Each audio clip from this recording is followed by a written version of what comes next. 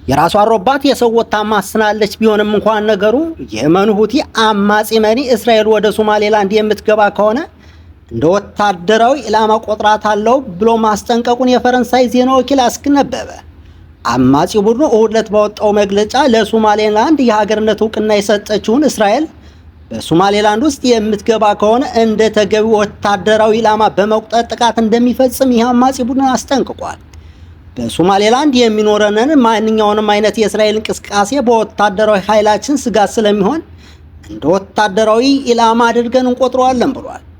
የቡድኑ መሪ አብዱል ማሊክ እሁድ ዕለት ባወጣው መግለጫ እስራኤል በሶማሌላንድ መገኘት በሶማሌና የመን እንዲሁም የቀጠናው ደህንነት ስጋት መሆኑን ጠቅሶ አስጠንቅቋል።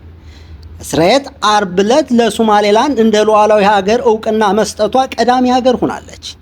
የቡድኑ መሪ በመግለጫው የእስራኤል ውሳኔ ከባድ መዘዝ ያስከትላል ብሎ አስጠንቅቀዋል። ለሶማሌላንድ የሰጠችውን እውቅና በሶማሊያና በዙሪያው ባሉ አፍሪካውያን እንዲሁም በየመን ቀይ ባህርና በቀይ ባህር ዙሪያ ባሉ ሀገራት ያነጣጠረ ጠባጫሪነት ሆን ብሏል። ከሶስት አስርተ ዓመታት በላይ እውቅና ለማግኘት ስትሮጥ የነበረችው ሶማሌላንድ በኤደን ባህረ ሰላጤ ወሳኝ ስፍራዎች ላይ ትገኛለች።